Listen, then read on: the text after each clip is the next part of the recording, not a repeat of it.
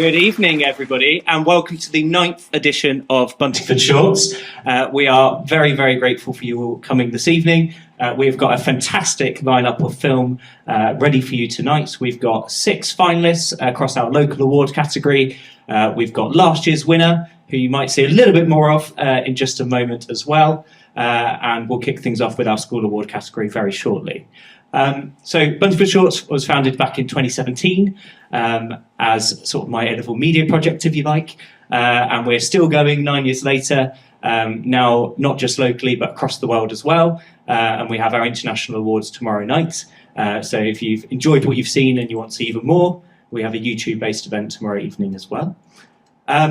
We also have our local award, obviously tonight, that's why you're all here. We've got some fantastic directors and supporters thereof as well. And essentially the process for this evening will be that we will invite each of the filmmakers up if they're present, just to say a few words about the film, maybe anecdotes or something interesting from filming, whatever they want to share about their experience with their film with you. And then from there, we will hand over to our judges to say a few words about each film.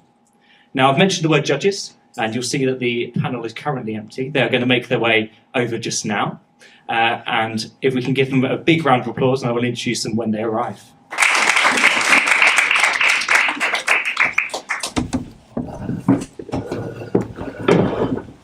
So we have, starting on my right, Saffron Barley, who is a local animator. We have Louis Holder, who is a local director. And you may recognise him because he did also judge for us last year as well. And another face that you might recognise is James Farrell, who is last year's winner with Good Choice Joseph. So we've got a very strong panel, and hopefully they will come out with some fascinating comments for each of the films.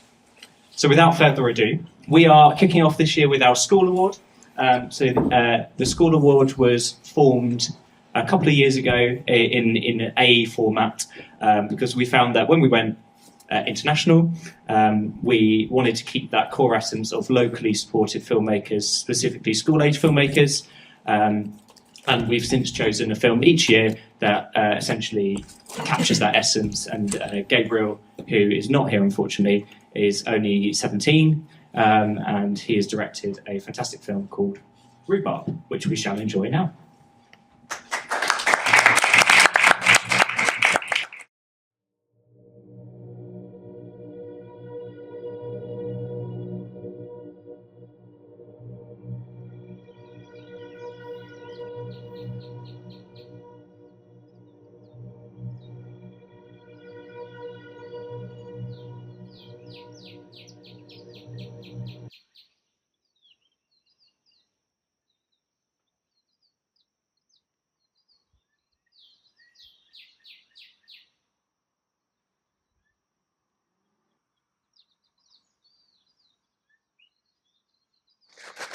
Rhubarb.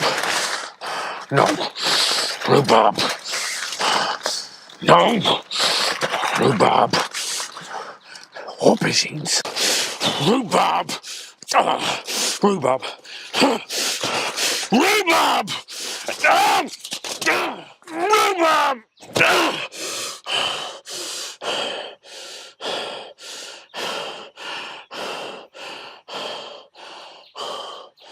Where is my rhubarb?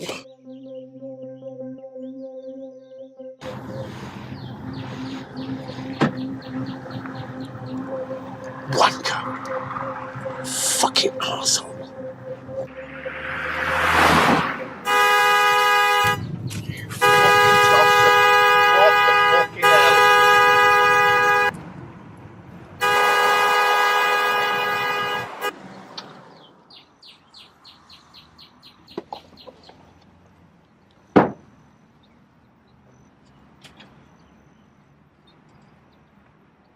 Get out of the fucking car now, you little bastard. I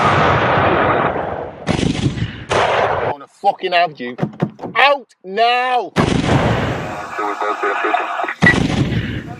Fucking do you, you little cunt. Fucking outtake. What about this, you little twat?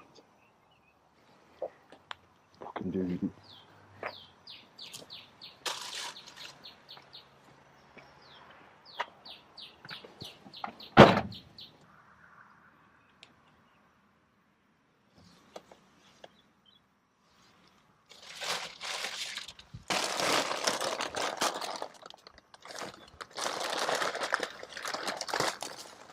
Here is my rhubarb.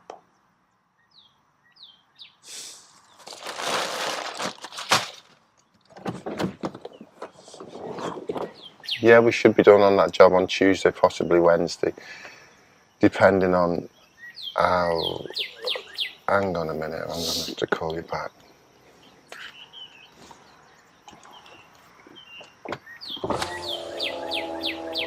I'm sorry, mate, I'm sorry.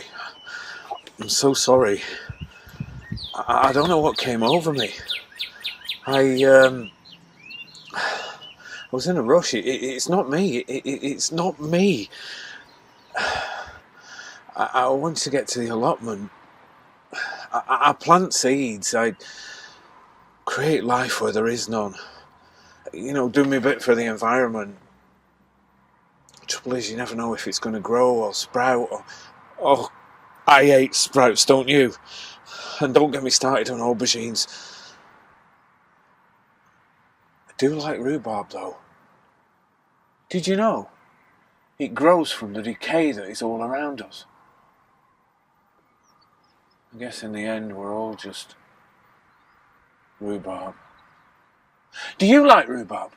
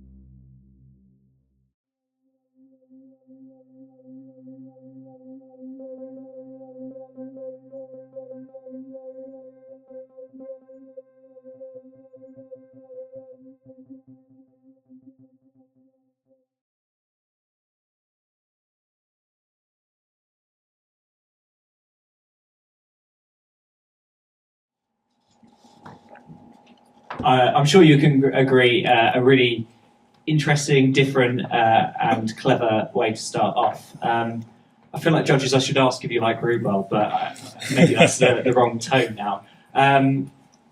Louis, what did you think about rhubarb? I'm going to draw from my notes, actually, from watching the film. I thought really strong piece of social realism, interesting, introspective, metaphorical editorial devices using. I mean, I'm coming from an editing background here, so I'm thinking that the editing was really interesting. And yeah, great central performances. Yeah, I mean, if this is what 17-year-olds can produce, then, you know, I mean, amazing, right? Absolutely incredible. And there's lots to look forward to there. So, yeah, very, very tight and compact script. Yeah, really like it. Saffron? I would echo much of the same as what you said, Louis. Essentially, I thought that because I feel like it plays a lot with overexposure, and I thought that was really interesting to get that unsettling feeling that it was going for. I really, really liked that. And James? Yeah, I mean, I just thought it was so ambitious. You know, it's been made by school-age filmmakers, and you know, we had drone shots in there, with stunt driving. Thought some of the shot choices were really, really interesting. I mean, in particular, cutting to black and white, having those shots from below, and playing with slow motion, and very, very confidently made. And you think here's someone who's really got a voice and had some ideas going in there. It wasn't just a school project, you know, doing your homework the night before. Yeah, definitely. And I'm pretty confident that we will see more of Gabriel in years to come. But for now, another round of applause for Gabriel, please. So the second part of this evening is to look at the finalists of this year's local award category. As you will see, we have some wonderful finalists on the screen, but we will kick off straight away with Arash the Archer, and they are here this evening to come and say a few words about their film. Okay, hello everyone. Very excited to be here today. My name is Shaqe. I directed Arash the Archer with my teammate Max and our other friend Johan, who couldn't be here today. So Arash the Archer is a 2D animated hand-drawn musical inspired by Persian mythology and Iranian folklore. There are stories that are deeply rooted in Persian poetry, and it's stories that are passed down through generations, which brings me to, it's a key theme in the film, and it brings me to the other major concept in the film, which is the Persian carpet. Now, this is just a small replica of an artifact that takes decades to complete, but what is fascinating about them is, oh yeah, sorry. Once you study a Persian carpet, you can read it like a story, and that is really the point of the art. And it's a combination of elements that together form a larger, beautiful thing that you can read. So that is the main idea behind the film, that is that sort of elements woven together to create something cohesive and meaningful. And some of the cultural elements in the film may be new to a non-Iranian audience. However, the film is designed to be understood internationally, but also to spark curiosity in the minds of an international audience to maybe go and explore these stories from a different culture. So, yeah, that's Arash. This film also took us twice as long for a film we were supposed to make in our final year of university, and no one thought we could do it. But we banded together, and with a lot of hard work and sleepless nights, we managed to do it, and everyone was really surprised that we did. Yeah, everyone was. People from other years. Yeah, not even from our course, from 3 They're or like, whatever. "I did it." Yeah, and we're really proud of it as well, and we really hope you will enjoy it. And there were some times where it was hard, but we also really enjoyed making it as well. At some Truly, point. truly. So- I have a permanent hunch in my Yeah. back, but yes, really enjoyed it. I lost as well, so yeah. Thank you very much. Great.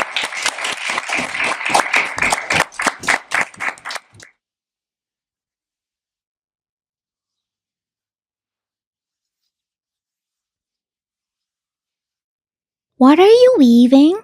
A tale. A tale. Yes, my dear. For though seasons pass with memories lost, this story shall never be forgotten. One seaman searched from the depth of hell, the proud land of brave men fell. They chained us on and stole our homes, broke through our borders, crushed our bones. The good men chased to a tall peak of land near the high valleys of Mount Damovan. Dreadful demon, Lord so cruel, his thirst for blood ran as his drool came forth. The ruthless master of the horde, lost in his claw. Anger, the demon lord, his crimson eyes pierce a fearful crowd. As his damned words he proudly shouts, Why stand in a battle you've lost? As I am fair, one chance I grant, one chance only, for your most gallant. Reclaim some land before I recant. Shall you refuse? I'll build a tall shrine of all your corpses to pierce heaven's blind. An arrow shall fly and decide your fate. Wherever it falls, you shall build your gate. To allow this deed, graciously I bow. Gather your might, strike! Come now. Hissed the laughter with his last command. But was there a man who'd take a stand?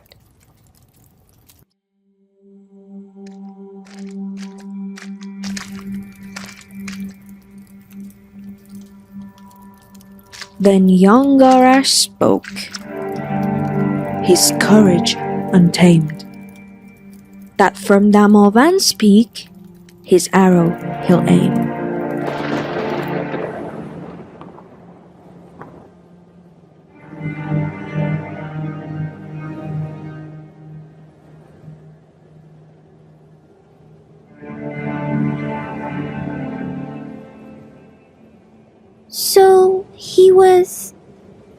Alone?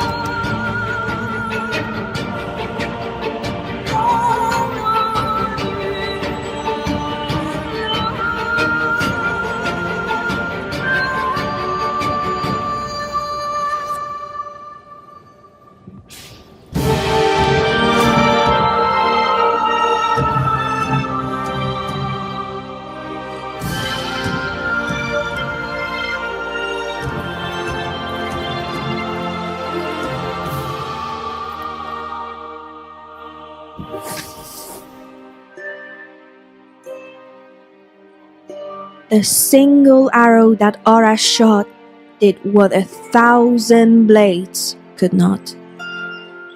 Up Damovan's heights, the seekers then climbed, finding only his bow left behind. Where paths are lost and shadows fall, his voice brings hope, guiding us all.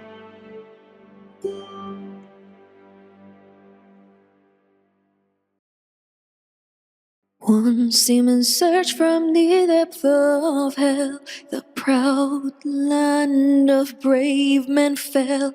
They chained us on and stole our homes, broke through our borders to crush our bones. The good men chased to a tall peak of land near the high valleys of Mount Damovan.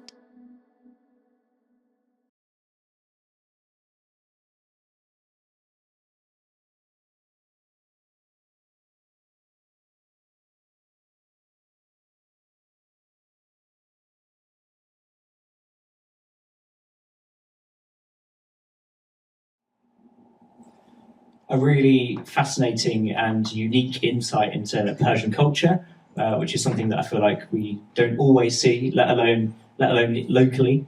As our resident animator, Saffron, would you like to kick off the judging applause for this one? Yes, of course. One thing that really stood out to me watching this film actually is a lot of student films that I've seen over the years put a huge kind of part of the pie, I guess, into the character animation, often to the deficit of everything else. I think this film did a lot with the background animation, the effects, the compositing, that I don't see in a lot of these types of films, and I thought that was particularly impactful. Louis? Yeah, I absolutely agree. I think what was beautiful is that, I mean, the sound design, the score was amazing. Yeah. You were sort of led into this sort of storytelling world, and yeah, I think, you know, amazing storytelling. And like you said, Jake, you know, you don't get to see that kind of Persian culture and mythology explored in such a way, and it was such a really tight script. Yeah, loved it. Yeah, James. Yeah, I mean, what an accomplishment. You know, congratulations to you both and to the team. It was such a phenomenal film.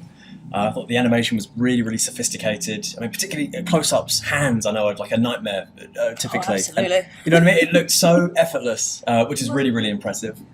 Yeah, I bet. I think the other thing I tend to see as well, and you know, similar to what Saffron was saying, I think often with animations, you'll see there'll be a focus on maybe technical execution, and sometimes that comes at the cost of, you know, I don't want to say creative decisions, but sometimes it's telling a competent story, but technically it's animated really well. I love that this, you know, there were so many, whether it was the sound design, Lou, as you mentioned, you know, these poignant, pregnant silences, or the fact that, at least from what I could tell, when the story's being told, the backgrounds were drawn as if they were sort of watercolor or gouache paintings, but then, you know, that wasn't reflecting reality, and sort of there's this creation or separation rather, these two worlds. Yeah, I loved it. I was, you know, really, really big fan of this film. Another round of applause for Arash. Next up, we have one of our directors that is unfortunately unable to make it this evening. The film is called How to Sleep, and it is directed by Eli Thompson and Georgie Tucker, and we hope you enjoy it. Watch out! It's gonna be you.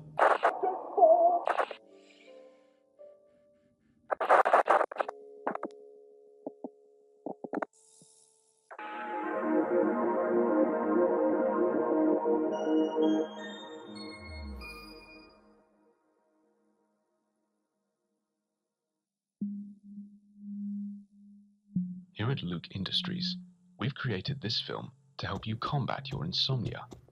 This is Morris. Hi, Morris. He's an insomniac. Together, we're going to teach you how to sleep. A perfect sleep requires the perfect resting room. We strongly suggest you sleep in a bedroom. We advise you not to use the kitchen, the bathroom, or the shed. Sleep in a single bed so that you avoid disruption from others. Morris, please demonstrate how to get in the bed.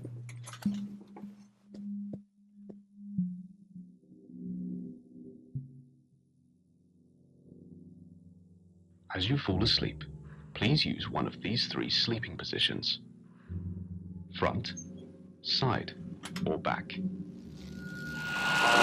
You may also experience twitches during light sleep. These are caused by the brain still being active.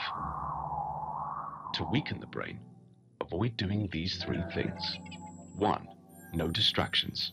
Avoid phones and other devices. 2. No people. Don't let anyone in your room. 3. No light. Let the darkness consume you.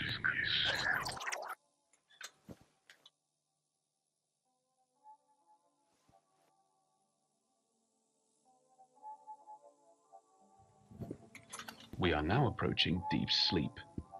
Body activity now starts to slow down. Certain feelings experienced during this stage include heart rate dropping,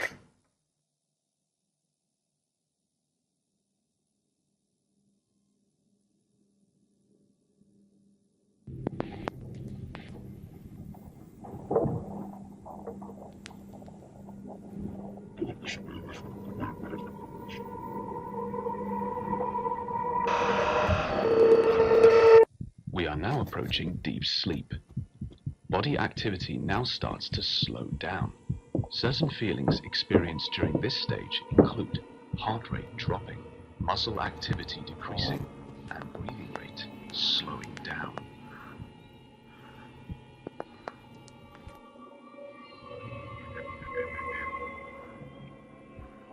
We are now in deep sleep. The body is fully relaxed now. This is the dream state. The longer you spend in this state, the more vivid the dreams become. It is difficult to wake someone up during this stage. Your body is vulnerable and struggles to move. Morris is tired. Morris will fall asleep.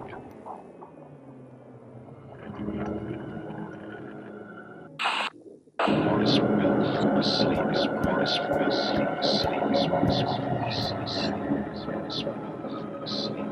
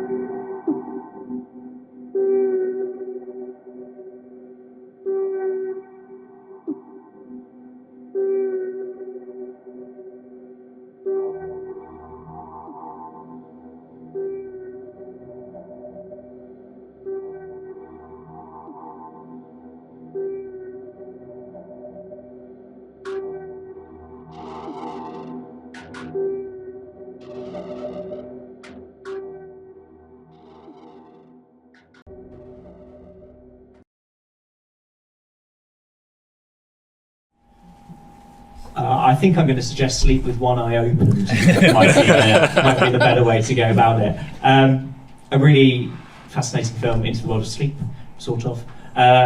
James, kick us off with your thoughts, please. Yeah, I mean, it's such a fun film. It's so interesting. Trying to, like, I suppose, give feedback on this film. They're so radically different. I mean, this one in particular really stood out when I was watching the films. It's got such a wicked sense of humour, which is great fun. But also the way that the narrative unfolds. There is a story in there, but it doesn't. You don't necessarily go in expecting one. You know, that vehicle of the infomercial gone wrong. I think it's so much fun. And likewise, that they play with the medium in a really interesting way. That mix of, I want to say, live action footage. I don't know whether or not it was pre-rendered or animated, but it feels like live action. And yeah, I mean, that was an absolute blast watching this. It was really, really good fun. I know, Jake, you encouraged us to give constructive criticism, and it's so far we've done a rubbish job of that because the films have been so strong across the board. I remember the first time I watched this, the only thought I had was, I remember the moment at the end where we see the first, I suppose, the red appearing, blood, I take it, was so impactful. I'd almost wished that the rest of the film had been in black and white up until that point, because it's almost completely monochromatic. You know, almost wish we hadn't seen those coloured logos right at the very, very start. But it's such a minor quibble, and just personal preference as well. I mean, yeah, really, really fun film. Really enjoyed it. Fascinating. Thank you. Saffron, have you got anything you'd like to add? Yeah, no, I would agree with that. I did like how, for the majority of the film, it was just playing with black and white, and then that red at the end. And yeah, I wish that it had committed from the beginning to the black and white. I think it was pulled off really well. I think that the sound design definitely helped. I felt my heart rate creeping up towards the end with the sound effects, the heart rate, the music building up. So yeah, I think overall really solid short film. And Louis? Yeah, it's a solid film. I mean, I think all three of us have said the exact same note about we wish the film had committed to the kind of black and white aesthetic. I mean, the film's very knowing of its aesthetic, and it has a lot of control, you know, from the kind of visual aesthetics to kind of playing with analog sort of television effects to kind of the sort of sound design and kind of making that kind of very kind of muddied and sort of tape-like in a way. And yeah, I just thought it was a very, you know, concise film, a concise script. Very familiar with the work of Falmouth University, always produces quite good, strong work from that film school.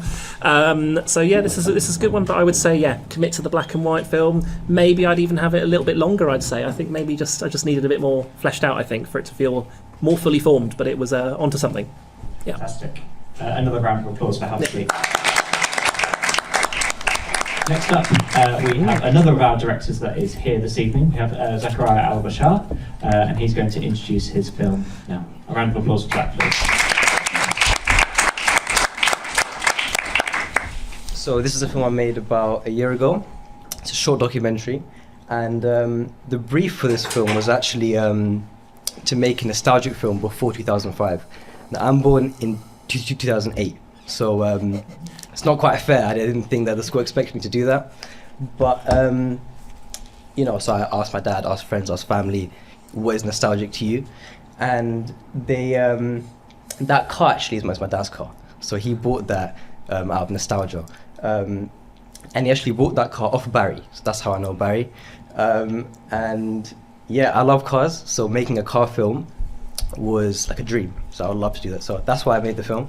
Hope that makes sense. Yeah. Thank you. Thank you.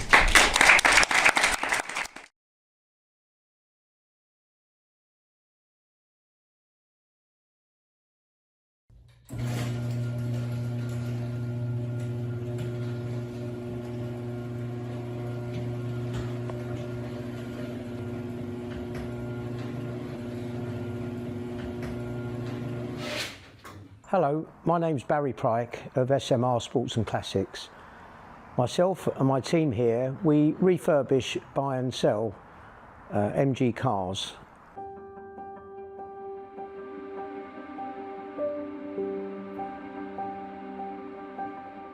I used to walk my wife, who's my girlfriend then, to a local bus stop, and we used to pass a house in Enfield that had a 1970s MG Midget, not too dissimilar to this one, but it was in white.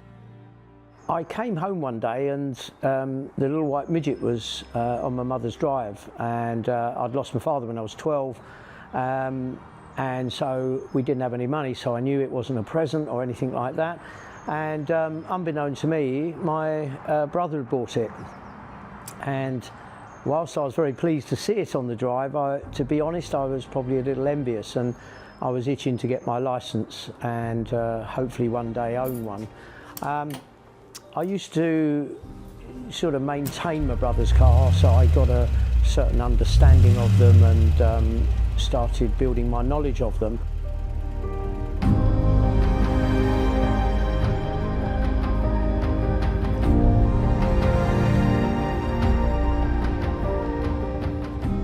There is a certain character about them that the modern cars don't have. I sometimes describe some modern cars as being soulless, and I think with these old MG cars there's just character by the bucket load, really.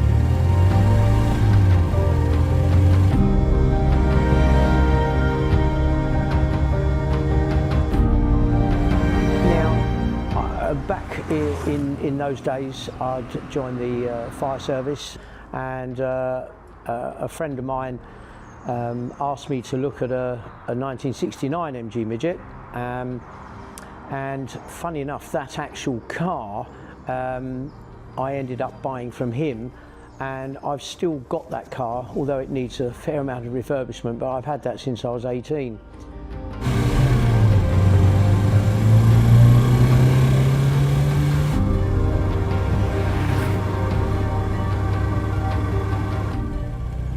Certainly from my point, and certainly from a lot of what I feel from the customers, that it's a nostalgic feel that one has. You're just going back to the old days before, and I just hope that the future generations will carry on with the love of these cars.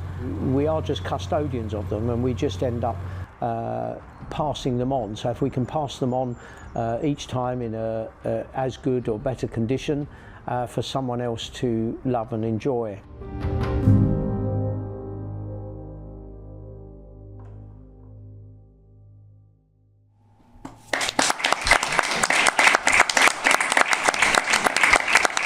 A really amazing documentary, and one thing that I should mention about Zachariah is that Zachariah was the recipient of our school award 2 or 3 years ago now. So to see the growth from our perspective of a filmmaker is really fascinating, and it's great to see him as a finalist this evening as well. Louis, would you like to kick off some thoughts on Barry Pryke, please? Yeah, I thought that was brilliant, Zachariah. I thought it was absolutely fantastic. You've clearly studied your car commercials in terms of editing and shooting. You know, some classic kind of hero shots in there, obviously, of kind of the brands of the cars, angles on the roads, things like that, drone shots, you know, all of that's very well studied and very well considered. Yeah, I thought it was great. I mean, I suppose constructive criticism, the only thing I'd have if I was really reaching for something is just adding in a second camera maybe on your interview subject, just a B camera on a tighter close-up shot. Otherwise, you've got the final package there, to be honest, and that's yeah, it had very Netflix elements, very commercial elements. It was very yeah, a very compact story that was compelling and personal. Yeah, very good. Fantastic. James. Yeah, I mean, on a similar sort of note, I'm working on a project at the minute which plays into the sort of I suppose the standard things you'd expect to see in a Netflix documentary, and so I've been studying them a lot recently. What can I say? That felt like a Netflix documentary. I mean, it was just incredible. It felt so premium, you know, almost a commercial level of sheen, which I think is so impressive. Did you say you were born in 2008? I mean, that's, you know, it's bonkers. It's yeah, really impressive piece of work there. Really nice. And as well, I think if the theme was nostalgia, those beauty shots of the car really helped to sell that emotionally. You know, I think if that was the assignment, I think you absolutely nailed it, because it felt nostalgic. I sort of felt somewhat like I was stepping out of the real world and just entering this nicer, more comfortable, I don't know, place to be, I suppose. Yeah, no, really enjoyed it. It was a cracking film. And Saffron. I can't really think of anything to add. They've pretty much nicked all of my points. Sorry about that. Yeah, I think the level of polish was really high with that documentary. It was lovely. And I think you definitely met, as they said, you definitely met that theme of nostalgia. Fantastic. Another round of applause for Zachariah. Next up, we have What's a Diploma Holding Fool Like Me Doing in a Place Like This, which is the longest of our film titles I think we may have had ever, and it is directed by Harsh Vardhan Warrior. Unfortunately, Harsh is not able to make it this evening, but he has left us a short message. Hello everyone, I hope you guys are having a great time at the film festival. I couldn't be there unfortunately, but I'm happy to join you guys in spirit. My name is Harsh Vardhan. I wrote, directed and edited What's a Diploma Holding Fool Like Me Doing in a Place Like This. This was a project made out of nothing but love. It was a bunch of friends coming together to create something out of literally nothing. This was a project that was made last minute with practically no budget, no experienced crew. We initially were supposed to have a crew of 15, which ended up being a crew of 3. My lead actress was my cinematographer as well as my makeup artist. So this happened only because a bunch of talented individuals came together to create something which would create a lasting impact on our days at university. I hope you guys have a great time watching this. Thank you. Hi, I'm Harry. I'm 21, and I went to university because that's what people do.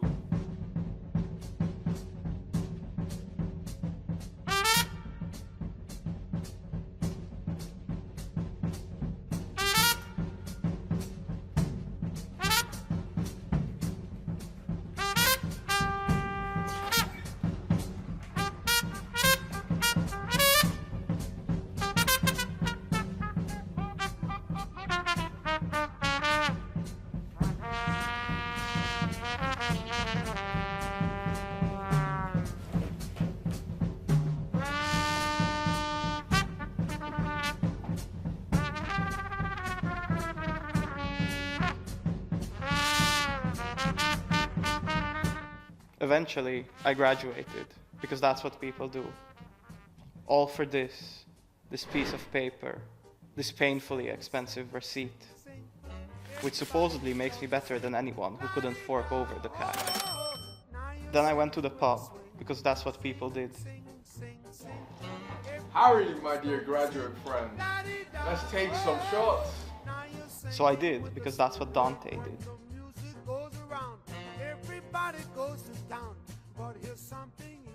Then I took one more.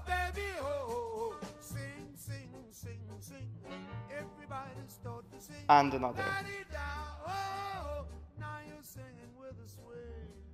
We went out for a smoke, and I decided it was a good time to ask a very serious question. Dante, what if, just this once, we will do something no one else is doing, you know? Take the path less worn. Harry, are you crazy? We get jobs, we pay bills. This is how it goes.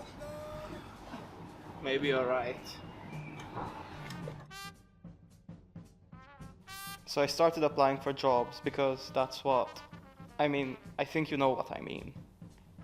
I applied over and over.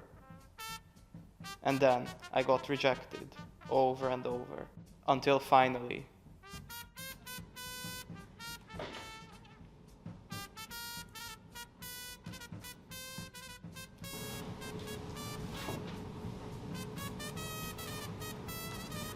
Hi, I'm Harry. I'm 23. Welcome to the rest of your life. Sure, I wondered, is there more to life than just this? But I enjoyed the security of having a steady paycheck, and so it began.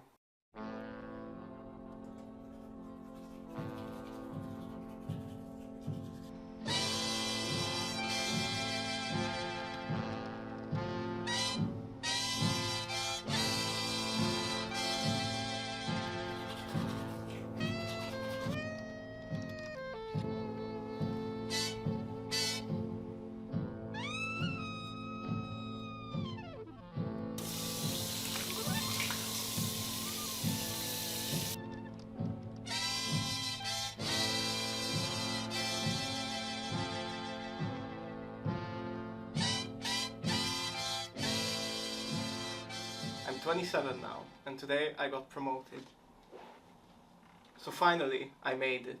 A bigger office, a bigger paycheck, and a bigger smile, right? Well, people say when you get promoted, you throw a party. So I did.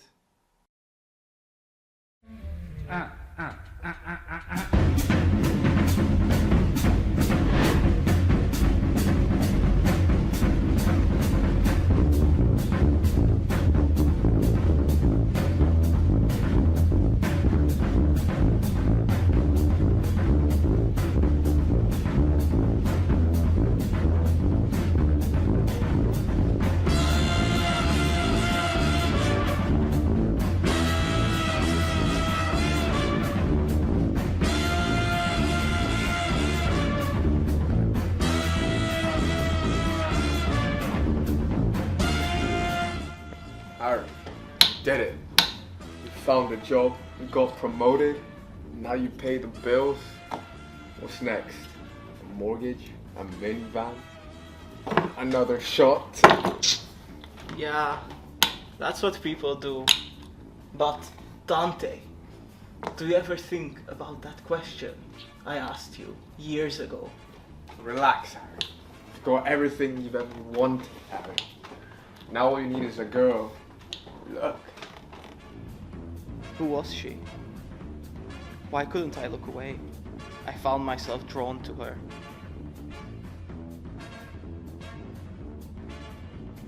Her name is Sam. Sam's an influencer. She influences people, you know. I think she's an artist, but what do I know about art? I mean, Sam and I fell madly in love. I guess she influenced me. Anyway, what do people do when they're in love? I do. I do. The wedding was beautiful. Friends, family, the whole deal. Maybe I went a little overboard, but hey, turns out those steady paychecks were good for something after all. We bought a house. It was a little empty, so we filled it up. Filled it up with stuff, each more expensive than the last, just so we could show it off to our guests. It was also perfect for Sam. As I told you, she's an influencer. Sure, that's what people want, right? I'm 35 now, and this is what the rest of my life looks like. Decades blurred into one long routine. There wasn't time for any questions. I was in too deep. Me, Sam, our house. We had 2 kids. I worked hard. I got bigger offices, bigger paychecks, fancier titles. Until finally, I had the biggest office. I worked until I just couldn't anymore. I won't say I hated it. I really didn't. In fact, I learned to like it.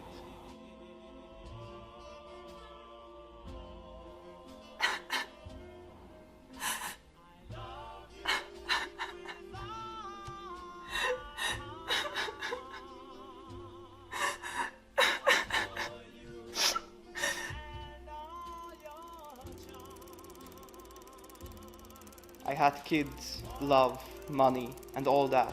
The perfect checklist. And still, I keep thinking about that old question. Remember that night with Dante, back when we were 21? What if I had taken the path less worn? But I guess that's what we all do, right when we're out of time. And we can live it. We can make a love. None to compare with.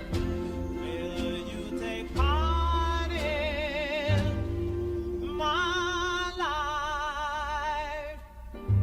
My love.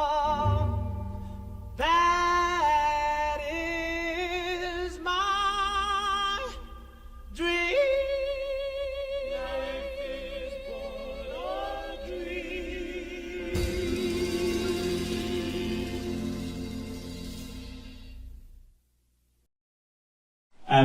A hugely funny, great, fascinating film. What's a diploma holding a fool like me doing in a place like this is a very good question, and one that we shall see what Saffron has to say about. I love that this film leans as far into the goofiness that's inherent to just everything about it. I really love the stylistic choices they made, the changes in aspect ratio, the graininess. It all gave it the effect of being like things long past, essentially. Yeah. I'm not really sure what else to say. I'll pass it on to you. James? I mean, this was so much fun. I really, really enjoyed this film. It it was playful in a way that Goodfellas, by Scorsese was. The voiceovers and Saffron, as you rightly say, all these really fun stylistic choices. What I think was really profound and really well executed about this film actually was sort of, despite the laughs and the goofs, there's something underlying which is a little bit more cynical. And it's hard. I'm really struggling to find the words here to put my finger on it. But I think it sums up the human experience so well. It's sort of laughing in spite of everything and laughing in the face of adversity, really. You've got a character who sort of has resigned himself to this life, and you get this sense that he's yearning for something else, and just as well, that's just not what people do. It's a funny one, but I think there's something to be said about a profound message hidden in such a playful and fun film. Absolutely. And Louis, any final comments? Fellow jurors have taken the words out of my mouth, I have to say. Once again, I think we're sharing brain cells here when it comes to the jurying process. It's a really interesting film. I think, it's always interesting to hear student and kind of graduate perspectives. I think year upon year, it's always, as we kind of further away ourselves from the point of graduation, it's like it's like nice to know what students are kind of thinking and feeling, and it's it's got some Edgar Wrightian kind of stylistic choices, very interesting, different aspect ratios. The only comment, I think it's an obvious one, would be if it had increased production value, it would be fantastic. But I think it's, from what they had and the resources they had, they really made a compact story. Once again, a great economical script. So another round of applause for Harsh. Next up, we have another of our finalists that is here this evening. His name is Joshua Mitchell, and he's here to introduce his film, Bingo.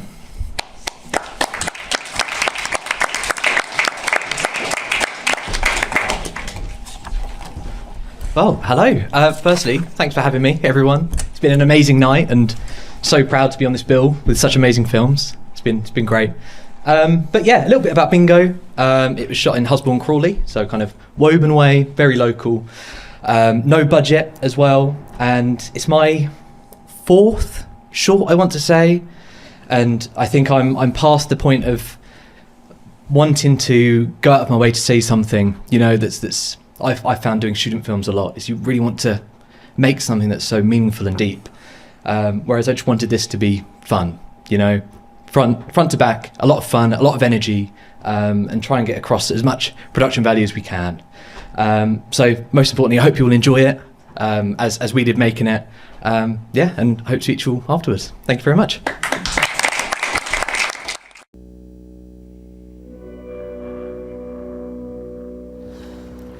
Are you still looking at that thing? We can't go in there. If he finds us, we'll be trapped. Okay, well, surely a public place is safer, right? I have a bad feeling about this. Earl, it can't get any worse. Do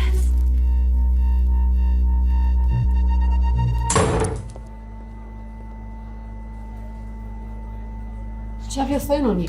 Mine would still be at his. You know I don't. It ruins the contour of my outfit. Shit. Okay.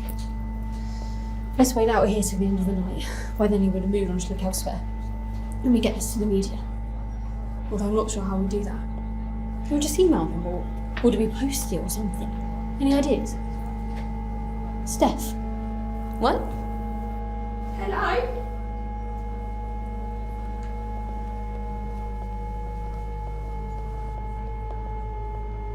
That's all the cash we have left. You seriously want to waste it on bingo cards? How are we supposed to blend into a bingo hall if we're not playing bingo? Bored of working from home today, ladies? Something like that. Any trouble, you're straight out. Not tonight, we promise. Right, Steph? Are those prescription?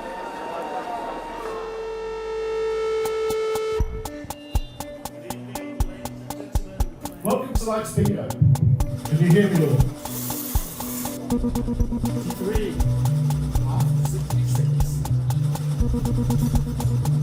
6 and 7. Yes, you did have a... Yes,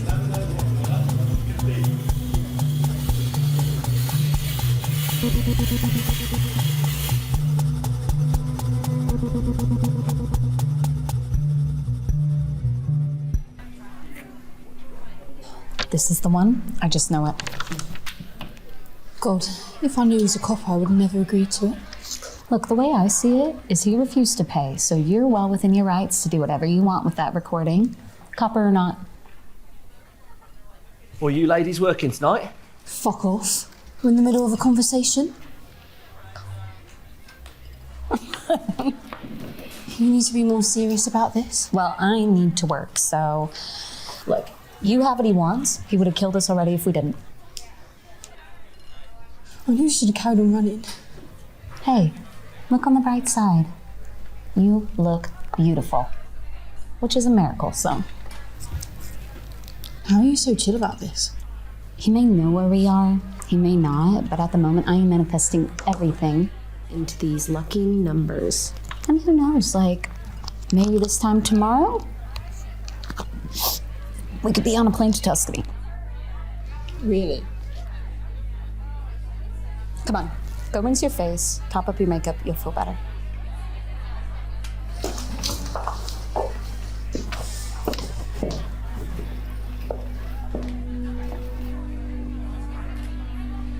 Do you want to come with me? For safety. Please take your seats. Sorry, babes, don't be long.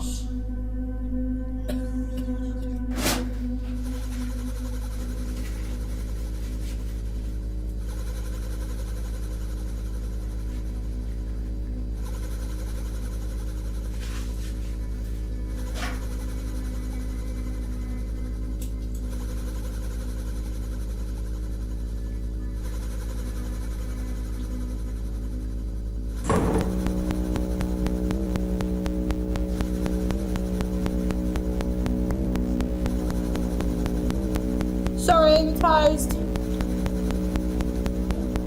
If you speak to me again, I'll tase you till your heart gives out. And I want you chipped.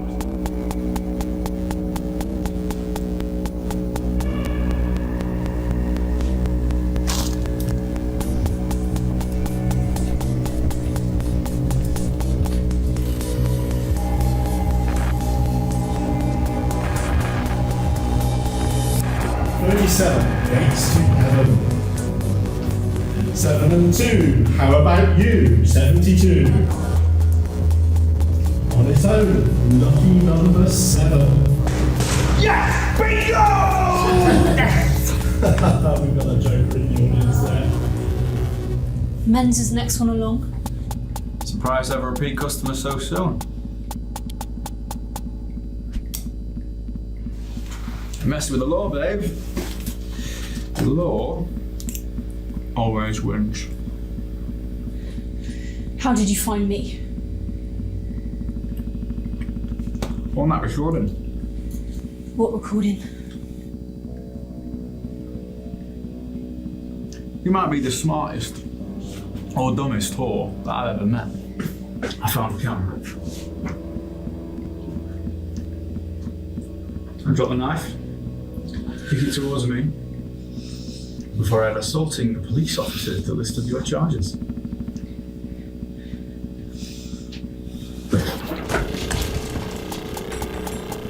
Right, 1. Yes.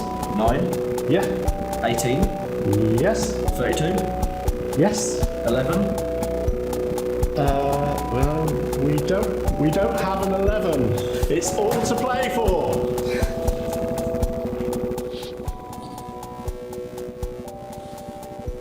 I recognise his lipstick immediately. It's a kind only worn.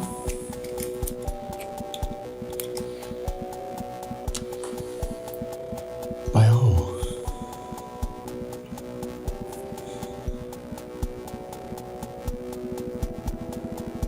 Open your mouth.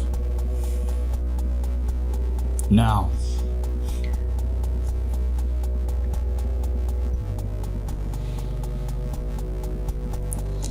Let me tell you what's going to happen. I'm going to walk out of here quietly. I'm going to go to my car. I'm going to destroy that recording. What happens after that depends on whether you're a good girl or not. Understand? What if I scream? What if you scream? Just just been a prostitute making an idiot of myself.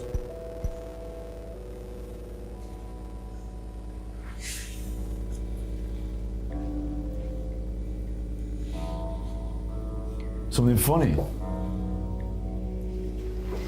haven't got a clue, have you? Do you really think I'd work with someone like you? Alone? She's miles down the M2 with your precious SD card. Bad luck.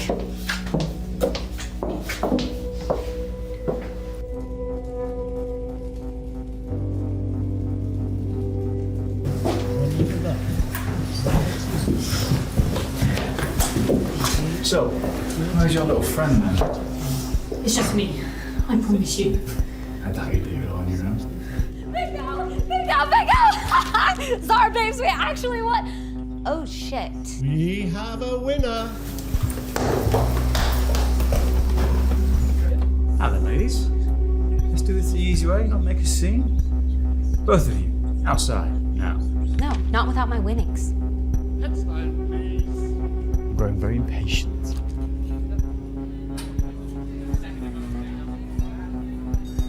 What's that? I left the card in there. What did I do? Go, wait for me outside. I'm not leaving without you. Trust me. I'll meet you outside.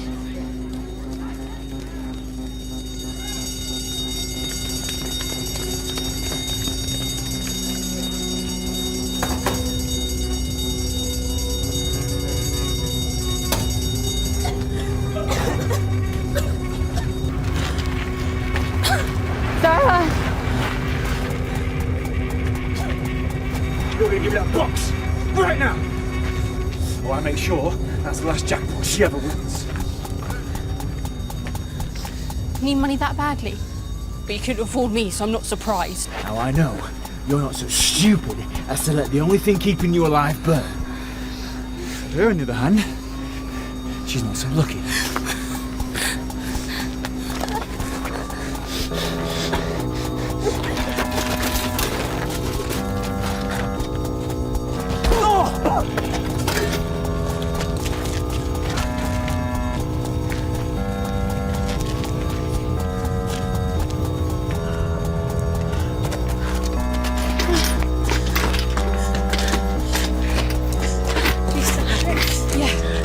And enough cash to get us far away from them. Thanks for winning, babe.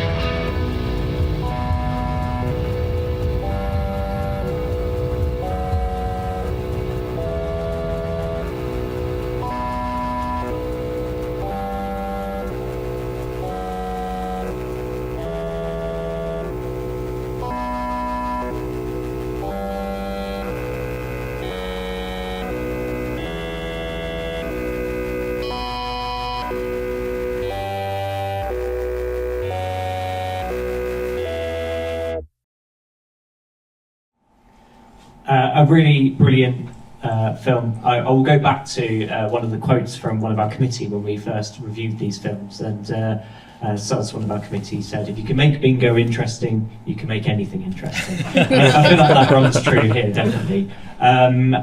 James, what did you think about bingo? Yeah, I mean, watching this for the first time was such a thrill. It's so slick. The visual direction is, I think, just pitch perfect. It really doesn't miss a beat. Such a fun film, really, really confidently made and directed. I wouldn't have guessed it was your fourth film, Josh, and also the way you talked about, like I've made enough of these serious, self-important films. I just want this to be a bit of fun. I don't know how quickly you're pumping these things out, but that's so impressive. I mean, it's an amazing feat of work. So yeah, I'll be really proud of that. I really loved it. Thank you so much. Louis? Yeah, I thought brilliant work. It's so heartening as an editor to see great use of mid-shots, great use of camera blocking, actors blocking, really spot on. And that's something you don't often see in short films, so I have to kind of commend that. Really well edited, colour grading, very on point, very thematically, very just well done technically. My comments are always rather superficial sometimes, but I just have lots of lovely things to say, and yeah, it's a really good film. So this is your fourth. Imagine what your sixth or seventh will be. It will be amazing. So well done. Fantastic. And Saffron, to round out the thoughts. I was actually going to comment on the colour grading as well. I thought that it was really creatively done, really thematically appropriate. I also particularly like some of the shots really stood out to me. The one with the fork. It looking like prison bars. I thought was really interesting and a really cool way to kind of play with the framing. I think that about sums it up, I think, again. I'm echoing a lot of what's already been said otherwise. Another round of applause for Josh and Mingo, please. Our final finalist this evening has had one heck of a journey to get here, finishing a wrap in London at 6:30 this evening, and has made it in time. So slightly on the spot, but I am going to invite Jessica Holbrook and Stephanie Ritzema up to introduce their film, All the Women You Have Been.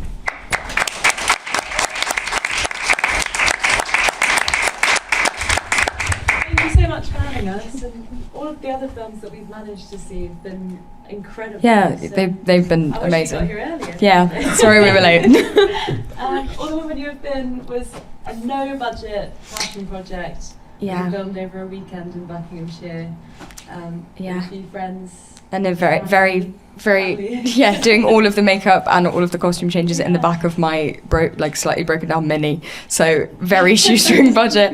It was Jeff's concept. Yes, it was my concept based on some other writing that I'd done, all about womanhood and all about kind of memory and the different versions of ourselves that we hold. So yeah. Yeah, enjoy. Yeah, thank you. Thanks.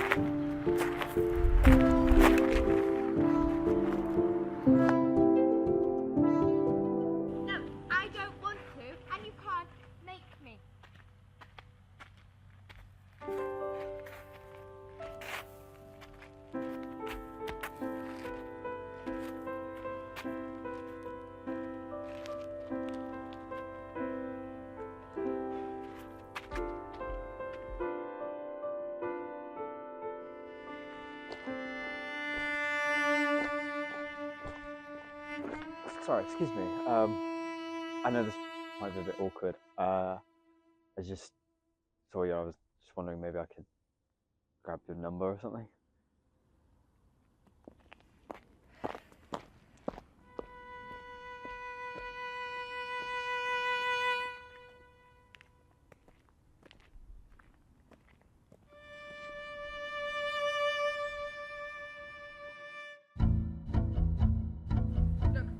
I don't care how much the KPIs are giving us. I don't care. I need the delivery Tuesday, now. Why aren't you listening, Mark?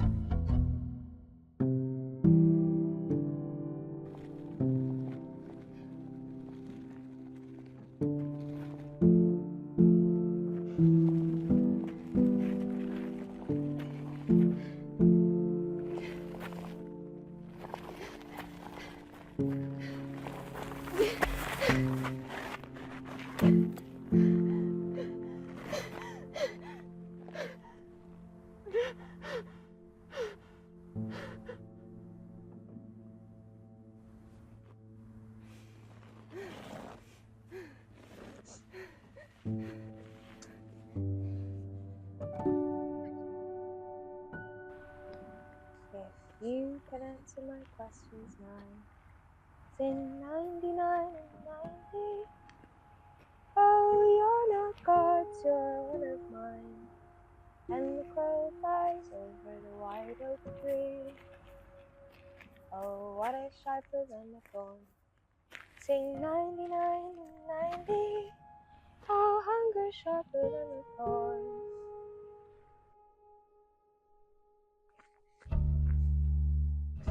Did you? So you didn't? No, I didn't lock the door. This is ridiculous. This is ridiculous. Have I not told you? We're in a quiet area. No one's gonna fucking break in. No one's gonna break in. No one's going to break right, in. It's not the point that no one's gonna break in. It's the fact that I had to think about it. God, yeah, because I never think of anything. Well, no, you don't.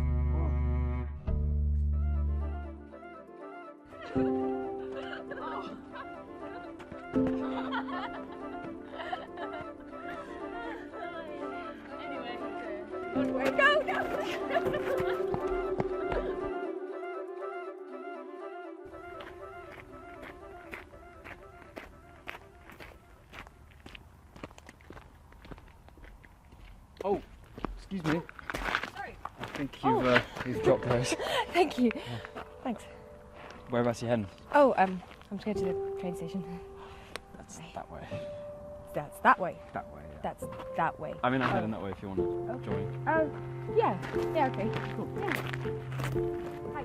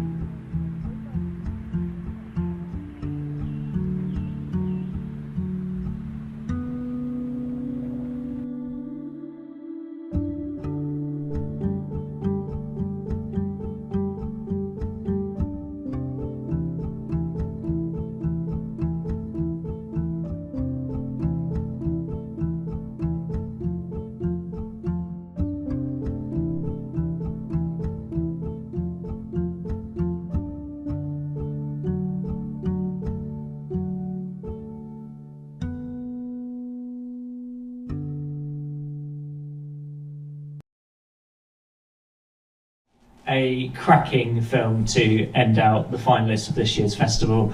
A really poignant message, obviously, throughout as well. Saffron, what did you think about All the Women You Have Been? I thought it was a fantastic concept. I really like that you've gone for kind of telling a story about how women aren't just kind of confined to one box, that we're like a multitude of different things throughout our lives. I really, really liked that. Also, I really liked the kind of single shot setup that you had going on to show kind of the progress, even though you're walking that same road quite literally, of how you develop as a person over your life. I think it was really effective. Fantastic. Louis? Yeah, I think Saffron, you said it beautifully. I mean, it was a favourite of mine, to be honest. I think, it was beautiful, showing all different archetypal women, messy, tender, raw, real. It was just brilliant, and that singular perspective was just fantastic. To me, it functioned like theatre. It was great. Yeah, really, really enjoyed. And James? Yeah, I think I read online in the covering letter that this idea came about through a conversation that you guys had. And I think there's an honesty and a sincerity in the film which really comes across, and I really think that's where a story should come from, rather than being these things which are perhaps in some ways over-intellectualized, or you start, I want to tell a story about grief. That's a terrible starting point. You know, it should be something which comes from in here. I really enjoyed how simple the story was on a surface level, only because I think it's the sort of thing which wouldn't translate to a book or to written. It really took advantage of the medium, and somehow watching this as a film, it felt as though you were reading a poem. Slightly pretentious, wishy-washy way of... It was a poem first. Oh, was it really? Oh, I nailed that, didn't I? Oh, fantastic. Well, there you go. Insider knowledge. And need we say any more? Please, one final round of applause for Alderman Yorby. Thank you again for joining us. I hope you've had a nice break, managed to refill your glasses, chat to some of the filmmakers. As we have already seen, the quality has been genuinely outstanding, and I know the judges, from my brief little insight, have had quite a few debates as to the top placing entries. So that result is to come. But one of the things that we really enjoy doing at Bunty for Shorts is sort of the idea of passing on the baton. So last year we were in this very room, and we saw James's film Good Choice Joseph, which we're going to see in a moment. But before then, because I casually forgot, we would like to say a small word about our sponsors. So everything that you see here tonight and tomorrow night on the International Awards is all sponsored by these amazing local companies. Everything that we do is not possible without that, because it's not that cheap putting on a festival, and their support really means that we can do that. We really do appreciate it. So I'll say a few words just about each one. So Nutwood Group are a chain of local pubs in the Hertfordshire and Cambridgeshire countryside. Of that, the Woodman is one of those in Nuthampstead. They do really nice food and drink as well. We have Yellow Technology, who've sponsored us for a few years now, are a local AV company based out near Saffron Walden. We have Saffron Apparel. If you saw our beautiful A-frame outside and some of the posters around town, Matt at Saffron Apparel would have printed those. And they also do design for t-shirts and all of those sorts of things as well. We've got Evolving Spaces, which is an office fit-out service based in Hertfordshire. And lastly, Buntyford Cinema, formerly Buntyford Film Club. They do pop-up screenings of mainstream films over in the community centre once a month. So some really amazing businesses, and it means that we can do what we do. So please, can we have a massive round of applause for our friends?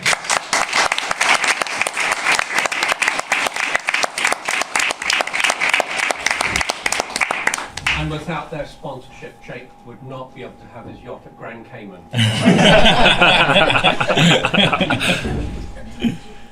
If only. So yes, as I was saying before the sponsors, James Farrell won our festival last year with Good Choice Joseph. We've invited him back as a judge this year, and he gladly accepted. And he's also then going to be passing on the baton to our winner tonight. So what we thought would be really nice as a way of sort of morphing 2025 into 2026 is showing Good Choice Joseph as our sort of final full film for this evening. So we hope you enjoy.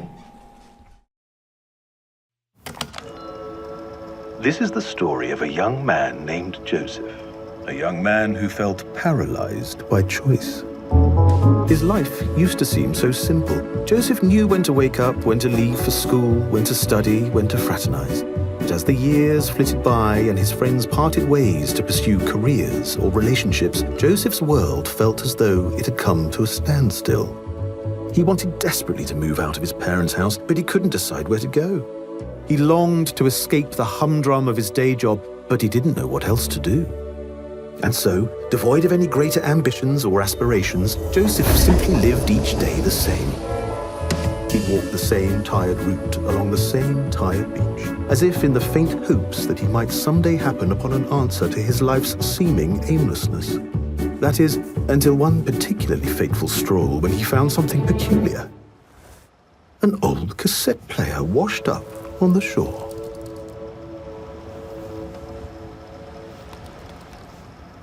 As he continued on his way, Joseph found himself captivated by the story on the tape and the striking parallels that it drew with his own life. So much so that he had scarcely noticed the distance he'd walked, nor the time that had passed him by.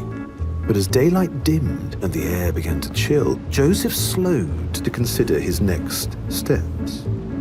He mused whether to hail a ride home or perhaps continue his trek and brave the eve.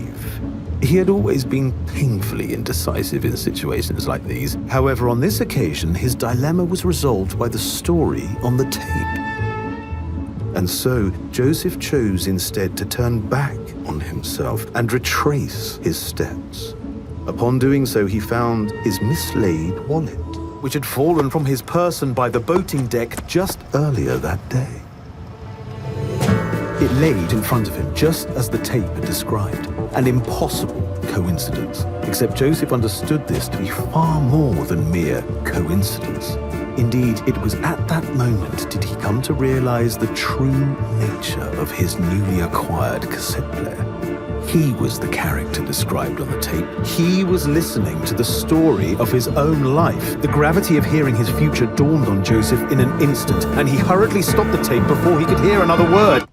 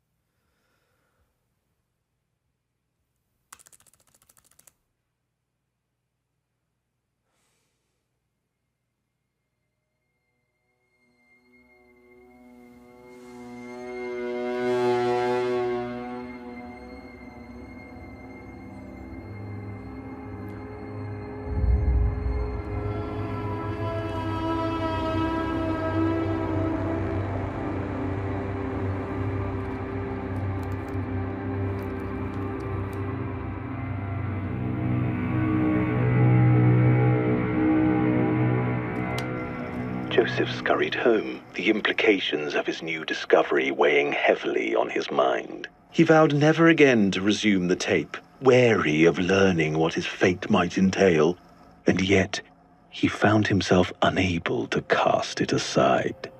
In fact, Joseph seemed to take no greater comfort than in having his life dictated to him by the voice on the tape, and it wasn't long before he came crawling back to the cassette player, never again to be burdened by the troublesome matter of choice. He simply followed its word, to the word, for the rest of his life. Day after day, after day, after day, after day, after day, after...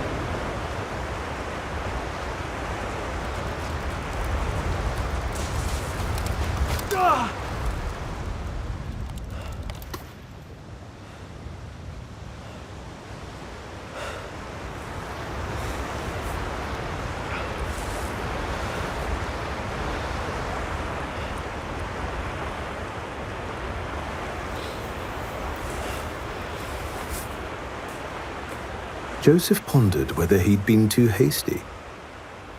Of course, without the tape, he could never again know what his future would hold, or how to live his life.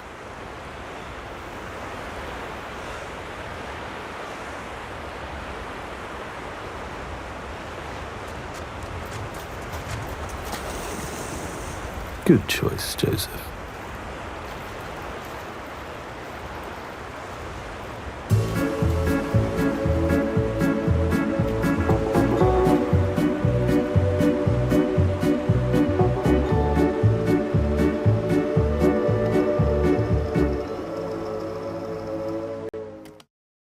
A very worthy film to end on before we announce this year's winners. Obviously very funny and a nice light-hearted note to end on as well. So, everything has been coming up to the moment of announcing the winners, so we shall.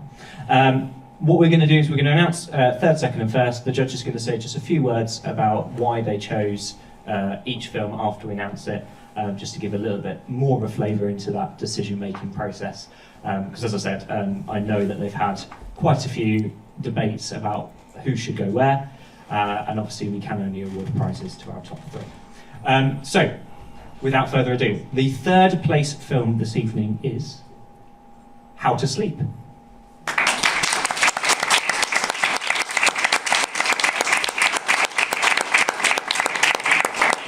Saffron, would you just like to summarise why you chose How to Sleep as the third place entry, please? We thought it was a very good film conceptually and in execution, especially, again, kind of going back, I think, to the comments we made earlier. The use of black and white and then the use of red towards the end, simplistic animation, how it all kind of comes together to create a very unsettling final product. Fantastic. Thank you very much. Another round of applause for How to Sleep, please.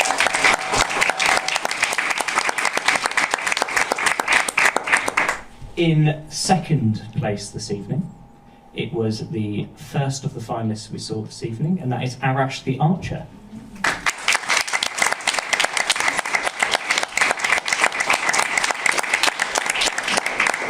I will go to the judges in just a second, but I thoroughly enjoyed the shocked expression from Max at the back there. Louis, would you like to explain why we've gone with Arash? Yes, we thought the film was very, very poignant, beautiful, detailed. There wasn't any element of the image that was unused. It was all very well considered, and it was a great window into Persian mythology and culture, which we all felt was important, and we really enjoyed it. Fantastic, thank you very much.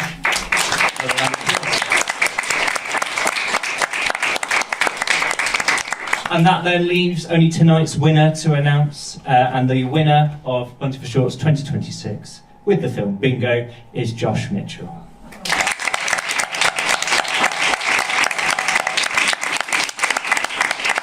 James, why did the panel choose Bingo as this year's winner? I mean, there was a lot of conversation between the three of us. Picking out this top three was so difficult. The films are so varied. They all did such different things. So, I suppose it was hard really to judge them against each other objectively. They all had their own strengths and weaknesses. But I think we all agreed with Bingo. Louis, I think you put it best, and we talked about this afterwards, and I said, I was feeling this, and I didn't quite have the vocabulary to verbalise it the way you did.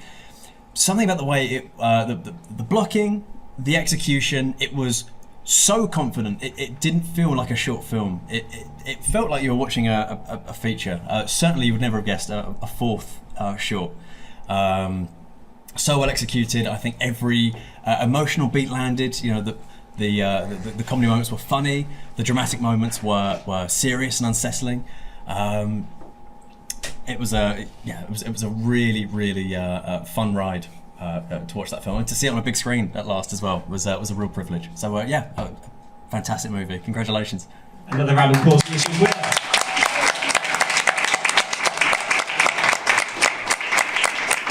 And can we keep a round of applause going, please, for all of the other films that we've seen this evening? The quality has been outstanding.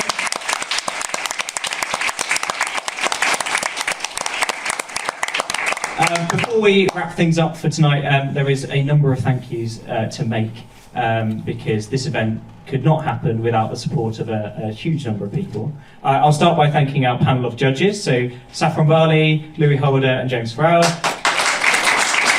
They've done a fantastic job of critiquing and making the decisions. I'm glad I don't have to. A huge thank you to all of our sponsors once again. As I said, without them we could not run this event, so it's really appreciated.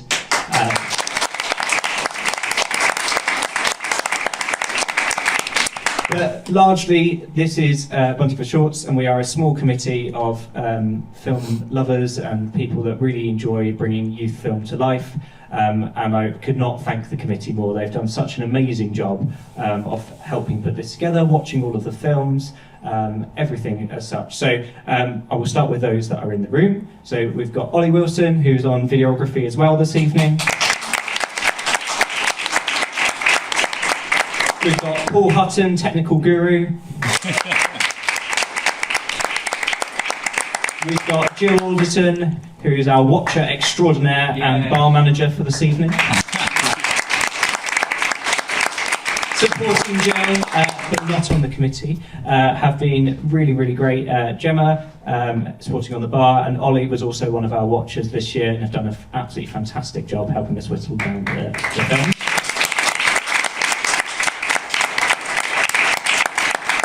In addition, those that aren't here tonight, we have Frankie Thomas, who's another of our watchers. We've got Suz Keith, who's based now down in Marlborough, who does some of our watching for us as well. And we've got Nicole Kennard, who's also unfortunately not able to make it this evening, but has been a new addition to our committee, and some brilliant ideas that have come from that. And there's me as well. But